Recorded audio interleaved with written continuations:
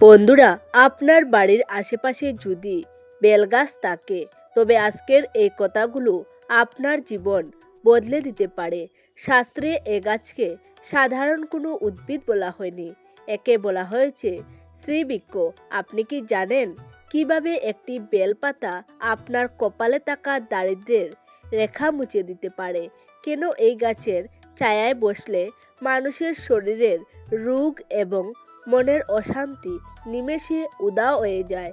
এর পেছনে লুকিয়ে আছে এক অলৌকিক জন্মরহস্য এবং স্বয়ং দেবাদিদেব মহাদেবের অমুক আশীর্বাদ। একদিন হিমালয়ের শিখরে কৈলাস পর্বতে দেবাদিদেব মহাদেব ধ্যানমগ্ন ছিলেন এবং পাশে বসেছিলেন জগৎ জননী মা পার্বতী। দেবী পার্বতী মহাদেবের দিকে তাকিয়ে মৃদু এসে বললেন, হে প্রভু, আপনি তো ভক্তের সামান্য জল আর বিল্বপত্রেই তুষ্ট হন, কিন্তু মর্তলোকের মানুষ এই বেলগাছের প্রকৃত মাহাত্ম্য আজও সম্পূর্ণভাবে বুঝতে পারেনি। তারা জানে না যে যে বাড়িতে এই পবিত্র বেলগাছ থাকে সেখানে ঠিক কী অদ্ভুত ঘটনা ঘটতে শুরু করে, কিভাবে এই গাছ নীরবে মানুষের দুঃখ, অশান্তি এবং দারিদ্র্য দূর করে।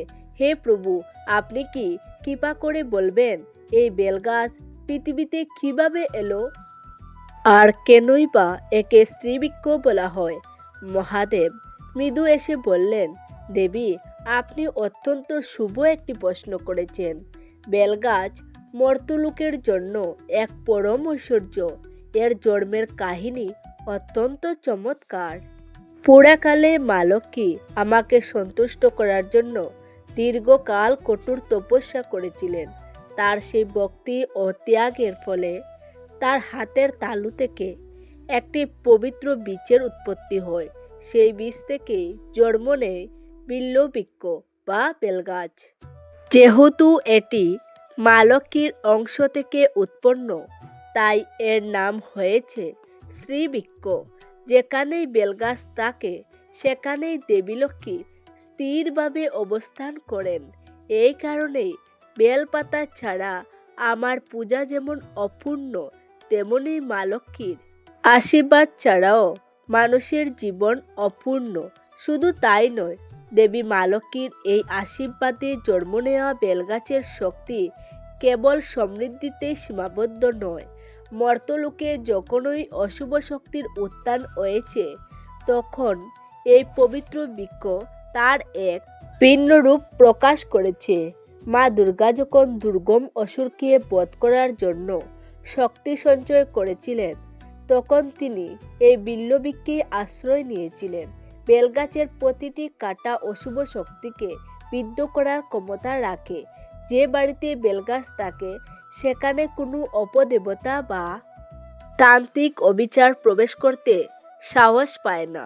এটি বাড়ির জন্য এক অদৃশ্য কবচ। কিন্তু দেবী বেলগাছের এই শক্তি শুধু অশুভ শক্তিকে প্রতিহত করার মধ্যেই সীমাবদ্ধ নয়।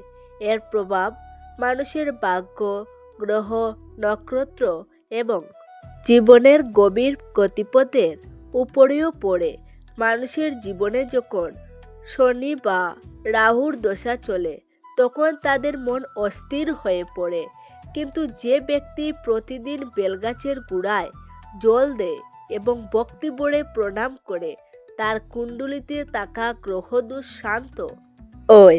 এমনকি বেলগাছের নিচে বসে তর্পণ করলে পিতৃপুরুষরা তৃপ্ত হন এবং বংশের উপর থেকে অভিশাপ মুক্ত হয়। শিবের মুখে বেলগাছের এই গভীর প্রভাবের কথা শুনে দেবী পার্বতী কিছুক্ষণ চিন্তামগ্ন হয়ে রইলেন। তিনি বুঝতে পারলেন এই বেলগাছ শুধু আধ্যাত্মিক নয়, মর্তের মানুষের দৈনন্দিন জীবনেও এক অমূল্য আশীর্বাদ। তখন তিনি ভক্তদের কথা স্মরণ করে ভগবান মহাদেবকে প্রশ্ন করলেন, প্রভু, মর্তের মানুষ তো নানা জাগতিক সমস্যায় জর্জরিত। রোগ, সুখ, অর্থকষ্ট আর পারিবারিক অশান্তি তাদের ছায়ার মতো তাড়া করে। দয়া করে এমন কিছু সহজ উপায়ের কথা বলুন যা বেলগাছের মাধ্যমে করলে তারা মুক্তি পেতে পারে। তখন মহাদেব বললেন, শুনো দেবী পার্বতী, বেলগাছ যেমন পবিত্র, এর প্রতিকারও তেমনই শক্তিশালী। যারা ভক্তি ভরে এই 5টি উপায় করবে তাদের জীবন থেকে অন্ধকার দূর হবে। প্রথমত, যদি কোনো পরিবারে দীর্ঘকাল ধরে অর্থকষ্ট চলে, তবে প্রতি শুক্রবার একটি অখণ্ড বেলপাতায় চন্দন দিয়ে শ্রী লিখে মা লক্ষ্মীর চরণে অর্পণ করুন এবং তারপর সেটি আপনার আলমারিতে বা কেস বক্সে রেখে দিন। বেলগাছের মূলে মা লক্ষ্মীর বাস, তাই এই প্রতিকারে শ্রীবৃদ্ধি নিশ্চিত। দ্বিতীয়ত, যদি বাড়িতে কেউ দীর্ঘদিন ধরে অসুস্থ থাকে, তবে সোমবার দিন 11টি বেলপাতা শিবলিঙ্গে অর্পণ করে সেই পাতাগুলো রোগীর বালিশের নিচে রেখে দিন।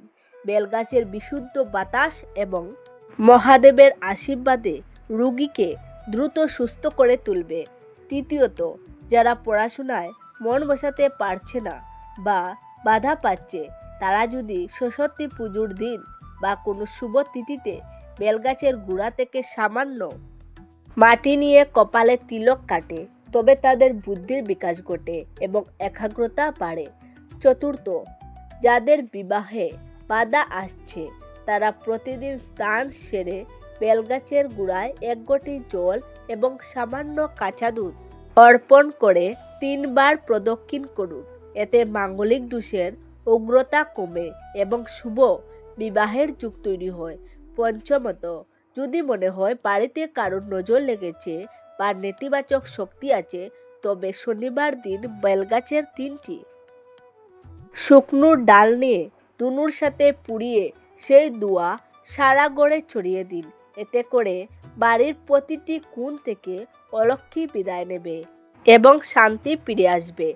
দেবাদিদেব মহাদেবের কাছে এই সহজ উপায়গুলির কথা শুনে মা পার্বতী বললেন, সত্যিই তো প্রভু, বেলগাছে মর্তের মানুষের জন্য একটি আশীর্বাদ।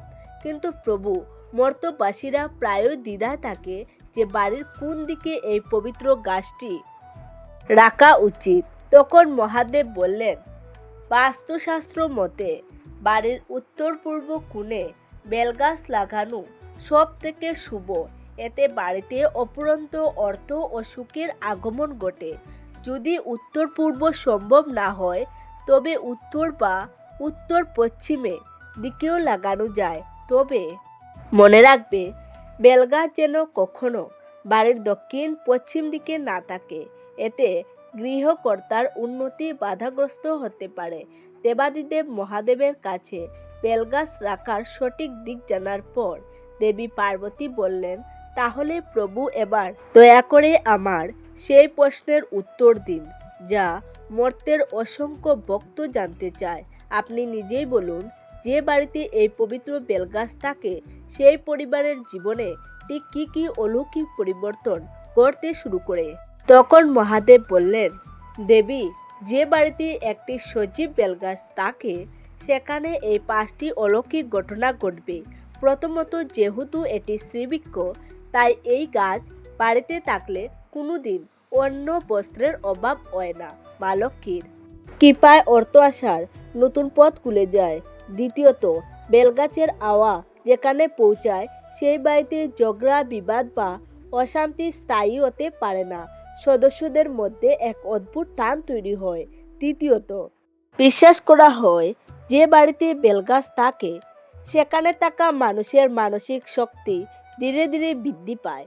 যে কাজগুলোতে আগে ভয় বা দ্বিধা থাকত, সেগুলোতেও সাহস ও আত্মবিশ্বাস তৈরি হয়, কারণ এই গাছের পবিত্র শক্তি মানুষের মনের অস্থিরতা দূর করে তাকে স্থির করে তোলে। চতুর্থ, বেলগাছের বাতাস এবং উপস্থিতি বাড়ির মানুষের শারীরিক তেজ বাড়িয়ে দেয়। বিশেষ করে পেটের সমস্যা, স্নায়বিক রোগ থেকে মুক্তি পেতে এই গাছের সান্নিধ্য কাজ করে। পঞ্চমত, যে বাড়িতে বেলগাছ থাকে, সেই বাড়ির পরিবেশ এক ধরনের পবিত্রতা অনুভব করা যায়। বাইরের মানুষ সেই বাড়িতে প্রবেশ করলে এক অদ্ভুত শান্তি অনুভব করে। এমনকি অনেক সময় সেই বাড়িতে গেলে মানুষের মন নিজে থেকেই ভালো হয়ে যায়। দেবাদিদেব মহাদেবের মুখে এই 5টি অলৌকিক ঘটনার কথা শুনে দেবী পার্বতী এবার বললেন, প্রভু, এর ওষুধি গুণ সম্পর্কেও যদি কিছু বলতেন তাহলে আমি ধন্য হতাম। তখন মহাদেব বললেন, পার্বতী, বেল হলো এক মহা ঔষধ। এর ফলের শ্বাস পেটের প্রতিটি রোগ সরিয়ে দেয়। এর পাতার রক্তে শর্করার মাত্রা বা সুগার নিয়ন্ত্রণে রাখে। তবে মনে রাখবে, বেল গাছ অত্যন্ত পবিত্র। এর নিচে যেন কখনো আবর্জনা বা চুতুড়াকার না হয়। প্রতিদিন স্নান সেরে পবিত্র মনে গাছের সেবা করলে সেই পুণ্য কোনো দিন বিফলে যায় না।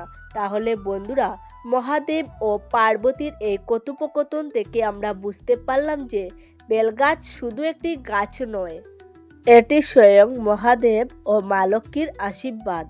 যে বাড়িতে এই গাছ থাকে সেখানে ধীরে ধীরে দারিদ্র্য দূর হতে শুরু করে, অশান্তি কমে যায় এবং অনেক অদৃশ্য বিপদ আপনার কাছে এসেও ফিরে যায়। বন্ধুরা, আপনার বাড়িতেও কি বেলগাছ আছে? তাহলে কমেন্টে লিখে অবশ্যই আমাদেরকে জানান। তো বন্ধুরা, সবাই ভালো থাকবেন। দেখা হবে নতুন একটি ভিডিওতে। নমস্কার, ধন্যবাদ।